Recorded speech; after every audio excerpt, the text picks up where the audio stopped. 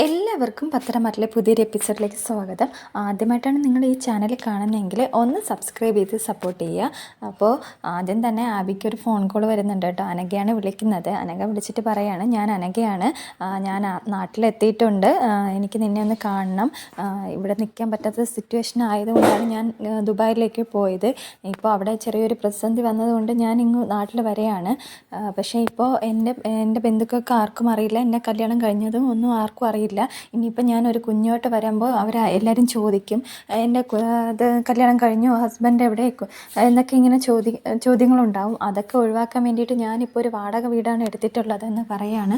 എന്നിട്ട് പറയുന്നുണ്ട്, അതുകൊണ്ട് തന്നെ ഞാൻ ആരെയും അറിയിക്കുന്നില്ല, ഞാൻ നാട്ടിലെത്തിയെന്ന്.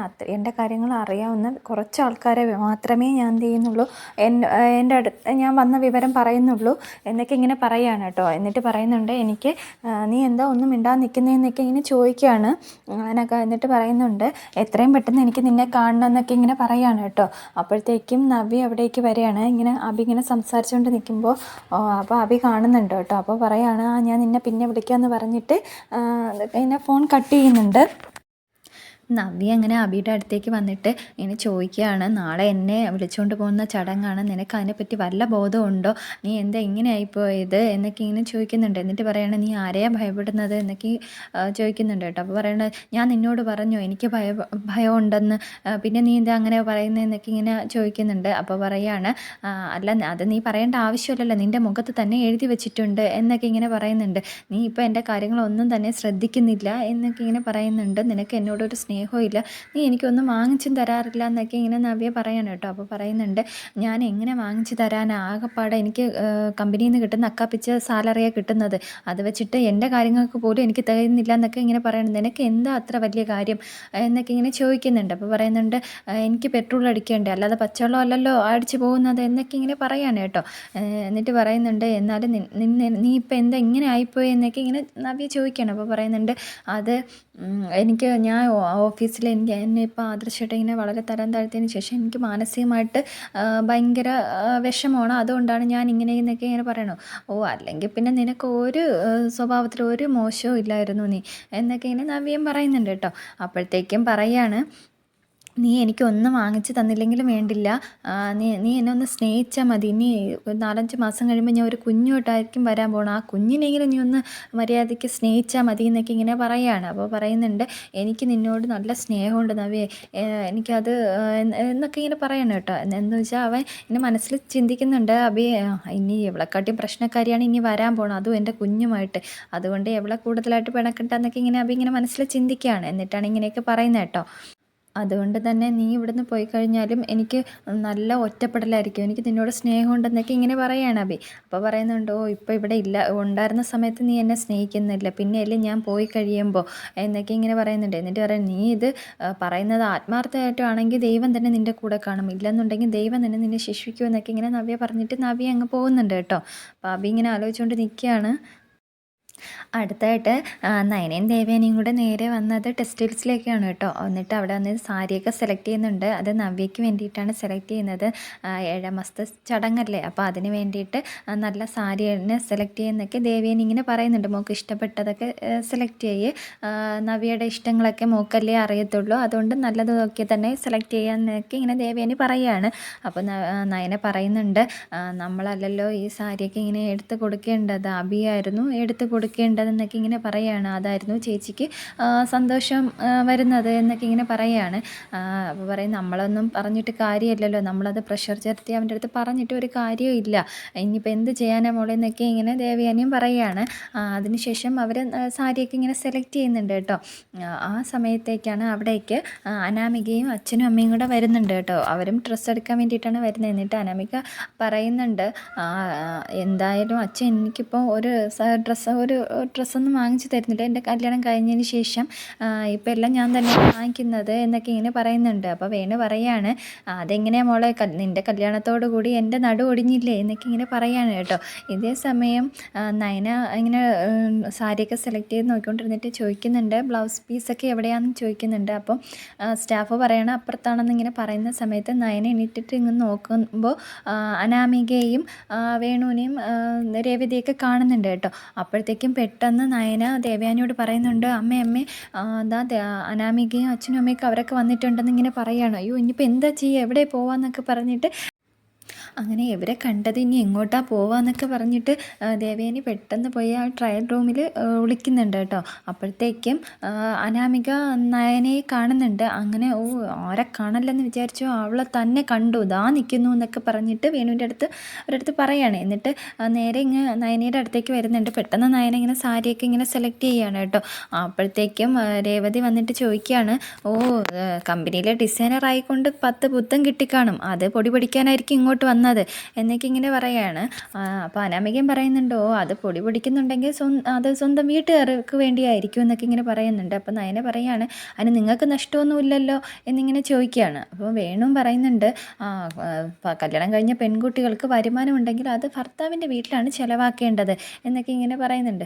അതിന് എൻ്റെ ഭർത്താവ് തന്നെയാണ് എനിക്ക് സാലറി തന്നത്, എന്നിട്ട് എന്നോട് പ്രത്യേകം പറഞ്ഞിട്ടുണ്ടായിരുന്നു നിൻ്റെ ഇഷ്ടം പോലെ ചെയ്തോളാൻ പറഞ്ഞിട്ടുണ്ടായിരുന്നു എന്നിങ്ങനെ പറയണം. അപ്പോൾ രേവതി പറയുന്നുണ്ട്, അത് ആദർശിൻ്റെ മാന്യത, ഇഷ്ടം പോലെ ചെയ്യാൻ പറഞ്ഞു, അല്ലാതെ അങ്ങനെ പറയുന്നതെന്ന് കേട്ടുകൊണ്ട് മാന്യതയില്ലാതെ പെരുമാറല്ല വേണ്ടത് എന്നൊക്കെ ഇങ്ങനെ പറയാണ് കേട്ടോ.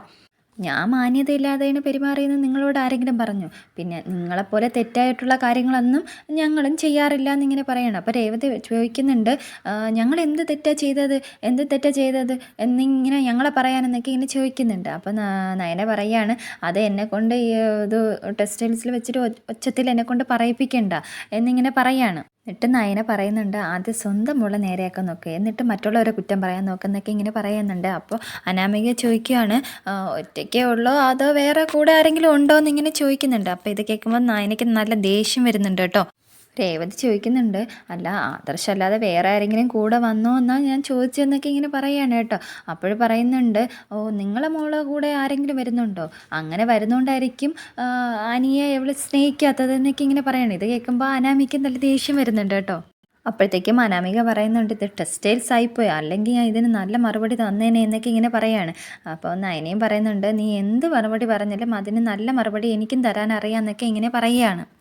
നിൻ്റെ അച്ഛനെയും അമ്മയും വിളിച്ചോണ്ട് നീ പോവാൻ നോക്കുന്നൊക്കെ ഇങ്ങനെ പറയുന്നുണ്ട് കേട്ടോ. അപ്പോൾ രേവതിക്ക് ഇത് കേട്ട് ദേഷ്യം വന്നിട്ട് പറയാണ്, നീ കൂടുതൽ കടന്ന് തിളക്കിയൊന്നും വേണ്ട, നിൻ്റെ അനിയത്തെ അനന്തപുരി തറവാട്ടിലേക്ക് കയറ്റാൻ പറ്റാത്തതുകൊണ്ട് ദേഷ്യമല്ലേ നീ ഞങ്ങളോട് തീർക്കുന്നതെന്നൊക്കെ ഇങ്ങനെ പറയുന്നുണ്ട്. അപ്പം നയന പറയാണ്, അതങ്ങനെ കയറ്റണമായിരുന്നെങ്കിൽ ഞങ്ങൾക്ക് നല്ല ഈസി ആയിട്ട് കയറ്റാൻ പറ്റുമായിരുന്നു, പിന്നെ ഞങ്ങൾ വേണ്ടാന്ന് വെച്ചിട്ടാണെന്നൊക്കെ ഇങ്ങനെ പറയുകയാണ് കേട്ടോ.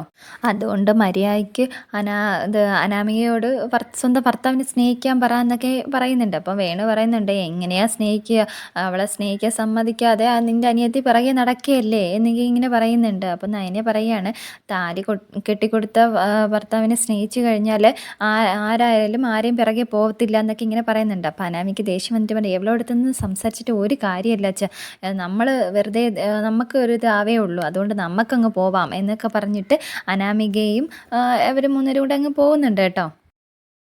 അവരങ്ങ് പോയി കഴിഞ്ഞതിന് ശേഷം നയന ഇങ്ങനെ വിളിക്കുന്നുണ്ട് കേട്ടോ ദേവയാനി. അപ്പോൾ ദേവയാനി പെട്ടെന്ന് ഇങ്ങനെ വരുന്നുണ്ട്.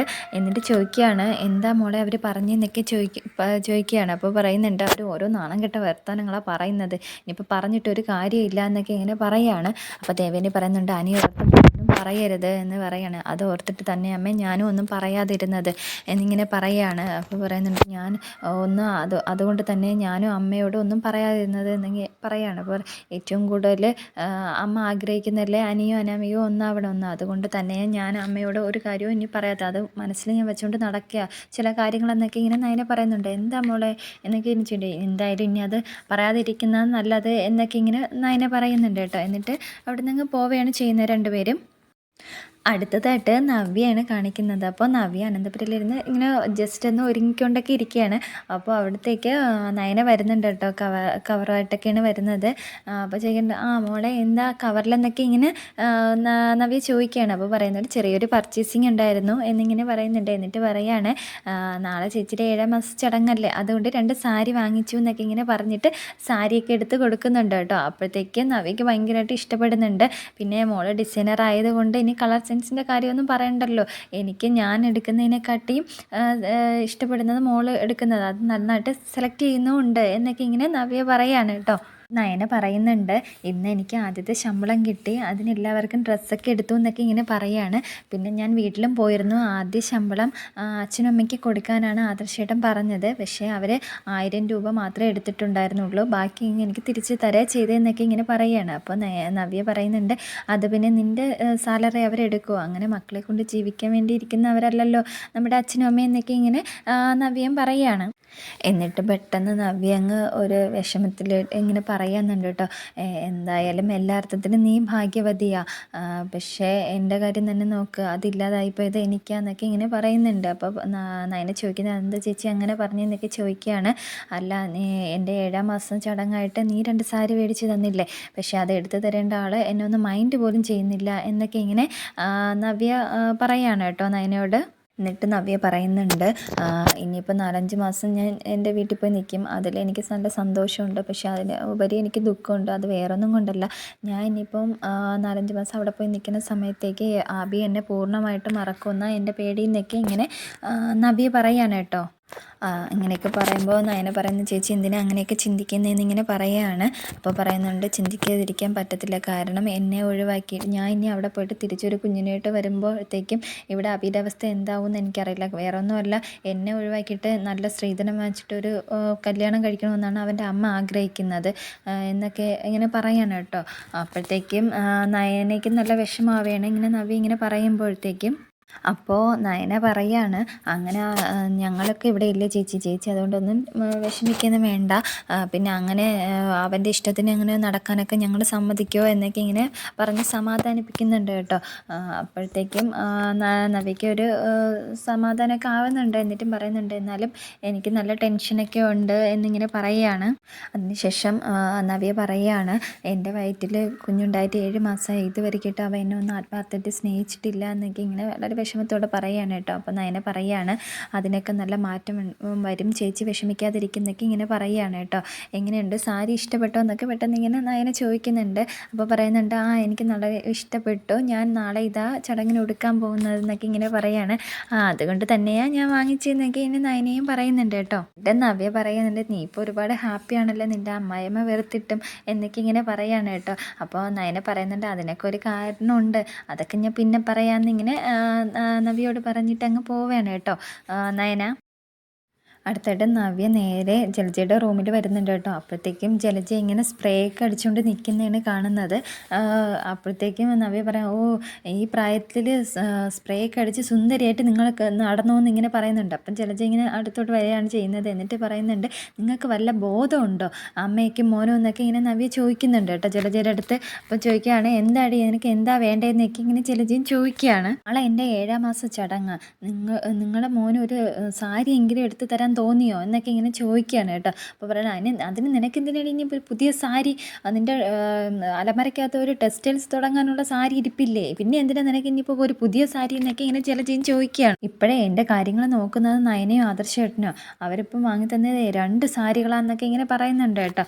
അപ്പം ജലജ ഒന്നിങ്ങനെയൊക്കെ ആക്കി നിൽക്കുന്നുണ്ട്. നിനക്ക് എന്നിട്ടാണോ നീ ഇങ്ങനെ പരാതി പറയുന്നത്, നിൻ്റെ ഭർത്താവ് മൂർത്തിസ് ജ്വല്ലറി സാധാരണ ഒരു ജോലിക്കാരനാണ് എന്നൊക്കെ ഇങ്ങനെ ജലജ പറയാണ് കേട്ടോ. അതുപോലെയാണോ ആദർശം, അവൻ അവിടുത്തെ MD അവനാണ് അതുവരാന്നൊക്കെ ഇങ്ങനെ പറയുന്നുണ്ട്.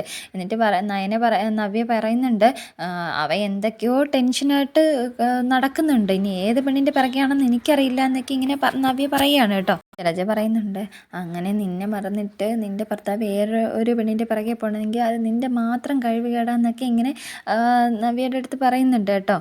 അല്ലാതെ നിങ്ങളുടെ മോൻ്റെ സ്വഭാവ ദൂഷ്യം കൊണ്ടല്ല എന്നിങ്ങനെ നവ്യ പറയുന്ന സമയത്തേക്ക് ജലജ പറയാണ്, നിന്നെ കല്യാണം കഴിച്ച അന്ന് തൊട്ട് അവൻ്റെ സ്വഭാവം ചീത്തയായതാന്നൊക്കെ ഇങ്ങനെ പറയുകയാണ്. അയ്യോ അറിയാം, സ്വന്തം കൊച്ചുമോനെ വരെ മുത്തച്ഛൻ തള്ളിക്കളഞ്ഞതാ, അതുകൊണ്ട് ഇനി പറഞ്ഞിട്ട് ഒരു കാര്യവും ഇല്ല, പിന്നെ ഈ തറവാട്ടിലെ മോനൊന്നും അല്ലല്ലോ, അതുകൊണ്ടാണ് ഇങ്ങനെയെന്നൊക്കെ ഇങ്ങനെ നവ്യ പറയുന്നുണ്ട് കേട്ടോ. ഏത് വീട്ടിലെ അടി അല്ലെങ്കിൽ ഏത് കുടുംബത്തെ എന്നൊക്കെ ഇങ്ങനെ ചില ദേഷ്യം എന്ന് ചോദിക്കുന്നുണ്ട് കേട്ടോ. അപ്പോൾ നവ്യ പറയുന്നുണ്ട്, എന്നെ കൊണ്ട് കൂടുതലായിട്ടൊന്നും പറയിപ്പിക്കണ്ട, പേടിക്കണ്ട, ഇവിടുത്തെ മുത്തശ്ശനും മുത്തശ്ശിക്കും നല്ല മനസ്സിനുടമകളായതുകൊണ്ട് നിങ്ങൾ ഇവിടുത്തെ ഒരു അംഗമായി മാറി എന്നൊക്കെ ഇങ്ങനെ പറയുകയാണ് കേട്ടോ നവ്യ. ജലജ പറയുന്നുണ്ട് ഇനി 4-5 മാസവും ഇനി സമാധാനം കിട്ടുന്നത്, കാരണം നീ അങ്ങ് വീട്ടിൽ പോകുമല്ലോ നിൻ്റെ വീട്ടിൽ എന്നിങ്ങനെ പറയുന്ന സമയത്ത് പറയാണ് ഞാനല്ല ആര് പോയാലും നിങ്ങൾക്ക് ഒരു മനസ്സമാധാനം കിട്ടൂല, കാരണം നിങ്ങളെ മനസ്സ് ശരിയല്ല, മനസ്സ് നന്നായാൽ മാത്രമേ മനസ്സമാധാനം കിട്ടൂ എന്ന് പറഞ്ഞിട്ട് എന്നൊക്കെ പറഞ്ഞിട്ട് നവ്യ അങ്ങ് പോവുകയാണ് ചെയ്യുന്നത് കേട്ടോ.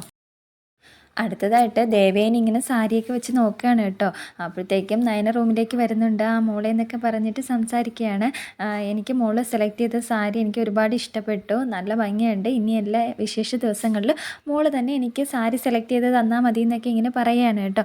എന്നിട്ട് പറയുന്നുണ്ട് അമ്മ എടുത്തു തന്ന സാരിയും എനിക്ക് ഒരുപാട് ഇഷ്ടപ്പെട്ടു എന്നൊക്കെ ഇങ്ങനെ പറയുകയാണ് നയനയും. നവ്യയ്ക്ക് സാരി ഇഷ്ടപ്പെട്ടു എന്നൊക്കെ ഇങ്ങനെ ചോദിക്കുന്നുണ്ട് ദേവയാനി. അപ്പോൾ പറയുകയാണ് ചേച്ചി വിചാരിച്ചിരിക്കുന്നത് ഞാനും ആദർശേട്ടനും കൂടെ പോയി സെലക്ട് ചെയ്തെന്നാണ് വിചാരിച്ചിരിക്കുന്നതെന്നൊക്കെ ഇങ്ങനെ പറയുകയാണ്. അപ്പോൾ പറയുന്നുണ്ട് ഇനിയിപ്പോൾ അങ്ങനെ ഇരിക്കട്ടെ, അതിനിപ്പം തിരുത്താനൊന്നും പോകണ്ടെന്നൊക്കെ ഇങ്ങനെ പറയുന്നുണ്ട്. എന്നിട്ട് നയന പറയുന്നുണ്ട് നവ്യേച്ചിക്ക് നല്ല വിഷമമുണ്ട്, കാര്യം 7-ാം മാസമായിട്ട് അബിയും അബിയുടെ അമ്മയും ഒന്നും വാങ്ങിച്ചു കൊടുക്കാത്തതുണ്ടെന്നൊക്കെ ഇങ്ങനെ പറയുകയാണ്. അപ്പോൾ പറയുന്നുണ്ട് ജലജരാര്യം പോട്ടെന്ന് വയ്ക്കാം, അബിയെങ്കിലും കണ്ടറിഞ്ഞ് ചെയ്യേണ്ടതല്ലേ, ഇനിയിപ്പോൾ എന്ത് ചെയ്യാന്നൊക്കെ ഇങ്ങനെ ദേവയാനിയും പറയുകയാണ്. നമ്മളൊക്കെ എന്ത് വാങ്ങി കൊടുത്താലും സ്വന്തം ഭർത്താവോ അമ്മയമ്മയൊക്കെ വാങ്ങിച്ചു കൊടുക്കുന്നതിൻ്റെ അത്ര ഒരിത് വരില്ലല്ലോ എന്നൊക്കെ ഇങ്ങനെ ദേവയാനിയും പറയുകയാണ്. പിന്നെ അബിയെ പറഞ്ഞിട്ടും കാര്യമല്ല, അബി കുടുംബത്തെ ബ്ലഡൊന്നും അല്ല മോളെ എന്നൊക്കെ ഇങ്ങനെ പറയുകയാണ്.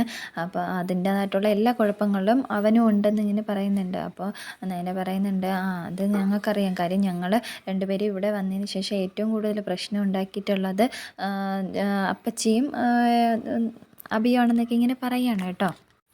അപ്പോൾ ദേവേനി പറയുന്നുണ്ട് നിങ്ങൾ രണ്ടുപേരും വന്നപ്പോൾ എൻ്റെ ദേഷ്യം നിങ്ങളോടായി, അതുകൊണ്ടാണ് ഞാൻ അവരോട് അടുത്ത് നിന്നത് എന്നൊക്കെ ഇങ്ങനെ പറയുന്നുണ്ട്. അല്ലായിരുന്നുണ്ടെങ്കിൽ ജലജയൊന്നും എൻ്റെ അടുത്ത് കൂടുതലായിട്ടൊന്നും സംസാരിക്കില്ല, അവരൊക്കെ എന്നെ മുട്ട് വിറച്ചാൽ നിന്നിരുന്നതെന്നൊക്കെ ഇങ്ങനെ ദേവേനി പറയുകയാണ്. എന്നിട്ട് പറയുകയാണ് നിങ്ങളുടെ അടുത്ത് അവൾക്കും ദേഷ്യമുള്ളത് കൊണ്ട് അവളുടെ അടുത്ത് കുറച്ച് സിമ്പതിയൊക്കെ ഞാൻ കാണിച്ചിരുന്നു എന്നുള്ളത് സത്യം തന്നെയാണെന്നൊക്കെ ഇങ്ങനെ പറയുകയാണ് ദേവയാനി. അപ്പോൾ നയന പറയുന്നുണ്ട് അമ്മ ആഗ്രഹിക്കുന്നില്ലേ അനിയും അനാമികയും ഒരുമിക്കണം എന്ന്, അതുപോലെ തന്നെയാണ് അബിയും ചേച്ചിയും ഒരുമിച്ച് പോകണമെന്നാണ് എൻ്റെ ആഗ്രഹം എന്നൊക്കെ ഇങ്ങനെ പറയുകയാണ്. അപ്പോൾ പറയുന്നുണ്ട് അനിയുടെ കാര്യത്തിൽ എനിക്ക് ഉറപ്പ് പറയാൻ പറ്റും മോളെ, പക്ഷേ അബിയുടെ കാര്യത്തിൽ എനിക്ക് ഒന്നും പറയാൻ പറ്റാത്ത അവസ്ഥയാണ്. അവൻ കല്യാണത്തിന് മുമ്പേ മോശപ്പെട്ട സ്വഭാവമായിരുന്നു, അതുകൊണ്ട് അവനെ ഒരിക്കലും തിരുത്താൻ പറ്റുമെന്ന് എനിക്ക് തോന്നുന്നില്ല എന്നൊക്കെ ഇങ്ങനെ ദേവയാനിയും പറയുകയാണ്. അതിനുശേഷമൊക്കെ പിന്നെ അവർ സാരിയുടെ കാര്യമൊക്കെ പറയുന്നുണ്ട് കേട്ടോ. മോളെടുത്തുനിന്ന് സാരിയിൽ ഏത് സാരിയാണ് ഞാൻ ഉടുക്കേണ്ടതെന്നൊക്കെ ഇങ്ങനെ ചോദിക്കുന്നുണ്ട്. 2 സാരി നല്ലതാണെന്നൊക്കെ നയനെ ഇങ്ങനെ പറയുകയാണ്. എന്നിട്ട് പറയുന്നുണ്ട് എങ്കിൽ പിന്നെ ഒന്ന് വിഷുവിന് എടുത്താലോ എന്നൊക്കെ പറയാണ്. അല്ലമ്മേ അത് നമുക്ക് സെറ്റ് സാരിയൊക്കെ വാങ്ങിക്കാം എന്നൊക്കെ ഇങ്ങനെ പറയുന്നുണ്ട് കേട്ടോ. എന്നിട്ട് പറയുന്നുണ്ട് നമുക്ക് ഇടയ്ക്കിടെ ഷോപ്പിങ്ങിനൊക്കെ പോവാം, അപ്പോഴത്തേക്കും എനിക്ക് മോളെ കൂടുതലായിട്ട് സ്നേഹിക്കുകയും ചെയ്യാമല്ലോ എന്നൊക്കെ ഇങ്ങനെ പറയുകയാണ് കേട്ടോ. അപ്പം നയന പറയുന്നുണ്ട് ശരി അമ്മ എങ്കിൽ ഞാൻ പൊയ്ക്കോട്ടെ, ഇല്ലെങ്കിൽ ഇപ്പോൾ തന്നെ നമ്മുടെ കള്ളക്കളികൾ പൊളിയും, ഇനി ആരെങ്കിലും കണ്ടുകൊണ്ട് വന്നാൽ ഇത് മതി എന്നൊക്കെ ഇങ്ങനെ പറഞ്ഞിട്ട് നയനങ്ങ് പോവുകയാണ് ചെയ്യുക.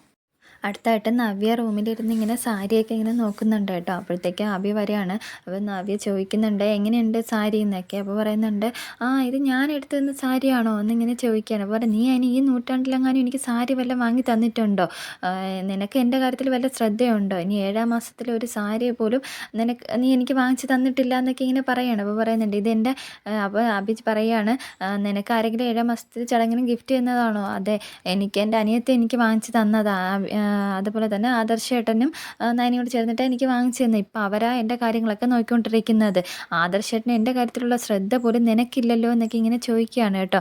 അപ്പോഴത്തേക്കും പറയുന്നുണ്ട് ആദർശേട്ടന് നിൻ്റെ അടുത്തുള്ള ആ ഇഷ്ടം ഇപ്പോഴും ഉണ്ടോ, അയാൾ നിന്നെ ആദ്യം സ്നേഹിച്ചിരുന്നില്ലേ, ആ ഇഷ്ടം ഇരിക്കും എന്നൊക്കെ ഇങ്ങനെ പറയുകയാണ്. അപ്പോൾ പറയണം ആദർശേട്ടൻ അങ്ങനെ ഒരാളെ അല്ല, അത് നീ ആദ്യം മനസ്സിലാക്കുക എന്നൊക്കെ ഇങ്ങനെ പറയുന്നുണ്ട് കേട്ടോ. അപ്പോഴത്തേക്കും അബി ഇങ്ങനെ മനസ്സിൽ ചിന്തിക്കുകയാണ് ഇപ്പം എനിക്കിപ്പം നല്ല സമയമല്ല, ഇപ്പം അതിനെക്കാട്ടി വലിയ പ്രശ്നത്തിലൂടെയാണ് ഞാൻ കടന്നു പോയിക്കൊണ്ട്, അതിൻ്റെ ആ സമയം ഞാൻ എന്തായാലും എവിടെ പിണക്കണ്ട എന്നൊക്കെ ഇങ്ങനെ മനസ്സിൽ ചിന്തിക്കുകയാണ്. എന്നിട്ട് പറയുന്നുണ്ട് നിനക്കിപ്പോൾ എന്താ വേണ്ടത്, സാരിയാണോ വേണ്ടത്, ഞാൻ വാങ്ങിച്ചു തരാം എന്നൊക്കെ ഇങ്ങനെ അബി പറയുകയാണ്. അപ്പോഴത്തേക്കും അബി ഇങ്ങനെ ആലോചിച്ചുകൊണ്ട് നിൽക്കുന്നുണ്ടല്ലോ. അപ്പോൾ നവ്യ ചോദിക്കും, ഞാൻ പറഞ്ഞൊന്നും ഇഷ്ടപ്പെട്ടിട്ടായിരിക്കും എന്നിങ്ങനെ പറയണം. അപ്പോൾ അബി പറയുന്നുണ്ട്, നീ എന്തായാലും ഇവിടുന്ന് പോവാൻ പോവുകയാണ്, പിന്നെ എന്തിനാ നമ്മൾ തമ്മിൽ ഒരു പ്രശ്നം ഉണ്ടാക്കുന്നതെന്നൊക്കെ ഇങ്ങനെ അബി ചോദിക്കുകയാണ്. നിനക്ക് സാരി വേണമെങ്കിൽ ഞാൻ വാങ്ങിത്തരാമെന്ന് ഇങ്ങനെ പറയുകയാണ് കേട്ടോ. അപ്പോഴത്തേക്കും പറയും, ഓ ഞാൻ സാരി ഇങ്ങനെ കാണിച്ചു തന്നുകൊണ്ട് അല്ലാതെ നിനക്ക് സ്വന്തമായിട്ട് തോന്നിയില്ലല്ലോ എന്നൊക്കെ ഇങ്ങനെ പറയുന്നുണ്ട്. അപ്പോൾ പറയുകയാണ് അബി, ഓ പെൺകുട്ടികൾക്ക് സാരിയും സ്വർണ്ണവും ഒക്കെ വാങ്ങിച്ചു കൊടുക്കുന്ന ഭർത്താക്കന്മാർക്ക് സ്നേഹമുണ്ട്, ഇല്ലാതെ കൊടുത്തില്ലെന്നെങ്കിൽ സ്നേഹമില്ല, അവർ മോശക്കാർ എന്നൊക്കെ ഇങ്ങനെ അബി പറയുകയാണ്. അപ്പോൾ നവ്യ പറയുന്നുണ്ട്, നീ എനിക്ക് ഒന്നും വാങ്ങിച്ചു തരണ്ട, നീ ഒന്ന് എന്നെ സ്നേഹിക്കുന്നുണ്ടെന്ന് എനിക്കൊന്ന് ഫീൽ ചെയ്താൽ മതി എന്ന് പറയുന്നുണ്ട്. അതുപോലും എനിക്കിപ്പോൾ ഇല്ല എന്നിങ്ങനെ നവ്യ പറയുകയാണ് കേട്ടോ. ഒരു കുഞ്ഞുമായിട്ട് ഞാൻ ജീവിക്കുമ്പോൾ ഏറ്റവും കൂടുതൽ പരിചരണവും ഇതൊക്കെ വേണ്ടത് സ്വന്തം ഭർത്താവിൻ്റെ കയ്യിൽ നിന്നാണ്. അതുകൊണ്ട് നിന്നെ ആലോചിച്ച് വിഷമിക്കാത്ത ഒരു ദിവസം പോലും എനിക്കില്ല. എൻ്റെ ഇഷ്ടങ്ങളും എൻ്റെ ആഗ്രഹങ്ങളൊക്കെ സാധിച്ചു തരാനുള്ള നീയല്ലേ, നീ എന്നെ ഒന്ന് ഈ സമയത്ത് ഇഷ്ടപ്പെട്ട ഒരു ഫുഡ് പോലും നീ വാങ്ങിച്ചു തരുന്നില്ല, അല്ലെങ്കിൽ പുറത്തോട്ട് എന്നെ കൊണ്ടുപോകുന്നതിലും ഇല്ല. പിന്നെ ഞാൻ അതൊക്കെ ഒന്ന് അഡ്ജസ്റ്റ് ചെയ്തങ്ങ് ജീവിച്ച് പോവുകയാണ് ചെയ്യുന്നത്. പിന്നെ ഇപ്പോൾ ഇവിടെ വേറെ ഒരുത്തി ഉണ്ടല്ലോ, അനാമികയും നിൻ്റെ അമ്മയും, അവരുമായിട്ട് തല്ലും പിടിച്ചൊക്കെ ഞാൻ അങ്ങ് പോവുകയാണ് ചെയ്യുന്നതെന്നൊക്കെ ഇങ്ങനെ നവ്യ പറയാണ്. അപ്പോൾ അബി പറയുന്നുണ്ട്, ഇനി ഞാൻ നിന്നെ സ്നേഹിച്ചോളാം എന്നൊക്കെ ഇങ്ങനെ പറയുന്നുണ്ട്. അപ്പോൾ നവ്യ പറയുന്നുണ്ട്, ഇവിടെ ഉള്ളപ്പോൾ എന്നെ സ്നേഹിക്കുന്നില്ല, പിന്നെയല്ലേ ഞാൻ ഇനി പോയി കഴിയുമ്പോൾ നീ എന്നെ എന്തായാലും അവഗണിച്ചു, എനിക്കൊരു കുഴപ്പമില്ല, പക്ഷേ എൻ്റെ വയറ്റിലുള്ള നിൻ്റെ കുഞ്ഞാണ്, ഞാൻ ഒരു കുഞ്ഞോട്ട് വരുമ്പോഴേലും ആ കുഞ്ഞിനെങ്കിലും നിൻ്റെ അച്ഛൻ അല്ലെങ്കിൽ ആ അച്ഛൻ്റെ ഒരു സ്നേഹം ഇനി ആ കുഞ്ഞിന് കൊടുക്കണമെന്നൊക്കെ ഇങ്ങനെ നവ്യ പറയുകയാണ്. അപ്പോൾ അബി പറയുന്നുണ്ട്, എനിക്ക് എൻ്റെ ഉള്ളിൽ നിന്നോട് സ്നേഹമുണ്ട്, പക്ഷേ അതെനിക്ക് പ്രകടിപ്പിക്കാൻ അറിയില്ല എന്നിങ്ങനെ പറയുകയാണ് കേട്ടോ. അപ്പോഴത്തേക്കും നവ്യ ഇങ്ങനെ ദേഷ്യം വന്നിട്ട് പറയണം, ആര് പറഞ്ഞു നിനക്ക് പ്രകടിപ്പിക്കാൻ അറിയില്ല എന്ന്. അപ്പോൾ അതോടെ ഇന്നത്തെ എപ്പിസോഡ് അവസാനിക്കുകയാണ് ചെയ്യുന്നത്. Thank you for watching.